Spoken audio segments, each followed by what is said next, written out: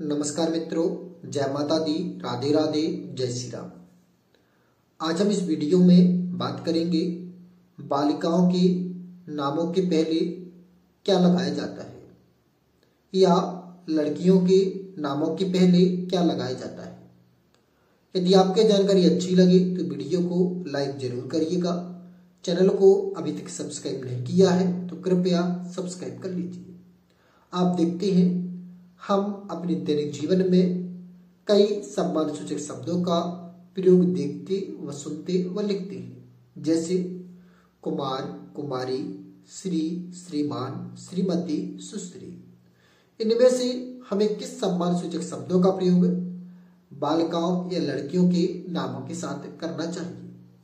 तो इनमें से लड़कियों के नामों के साथ कुमारी का प्रयोग किया जाता है, किंतु कुमारी का प्रयोग उन्हीं लड़कियों या बालिकाओं के साथ किया जाता है जिनकी उम्र 18 वर्ष से नीचे है। यदि किसी बच्ची, लड़की या बालिका की उम्र 18 वर्ष से ऊपर है तो उसके नाम के साथ सुश्री का प्रयोग किया जाएगा।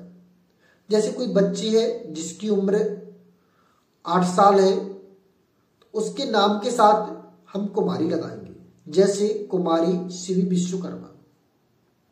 यदि कोई बच्ची है जिसकी उम्र 19 वर्ष है तो उसके नाम के पहले सुश्री लगेगा, जैसे सुश्री निधि विश्वकर्मा। नमस्कार, जय माता दी, राधे राधे, जय श्री राम।